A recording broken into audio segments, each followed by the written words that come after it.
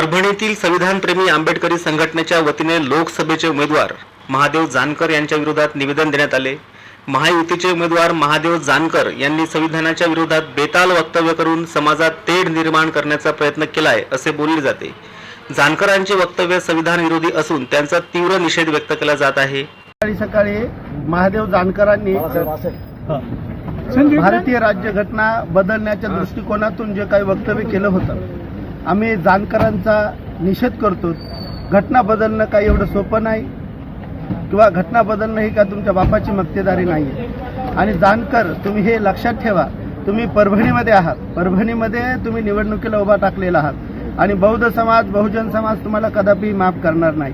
ज्या राज्यघटनेच्या जीवावर आज तुम्ही इलेक्शनमध्ये उभा आहात आणि तीच तुम्ही जर बदलण्याची भाषा करत असाल तर हे निषेधी आहे। आम्ही तुमचा निषेध करतो आणि आम्ही सन्माननीय निवडणूक आयोगाला आज निवेदन दिलं आहे की त्यांचा फॉर्म रद्द करावा आणि त्यांना बाहेरचं पार्सल बाहेरच पाठवून द्यावं, ही आम्ही सरकारला निवेदन दिलेलं आहे। ठळक घडामोडींसाठी देशोन्नती न्यूज चॅनलला सबस्क्राईब करा आणि बेल आयकॉन प्रेस करा।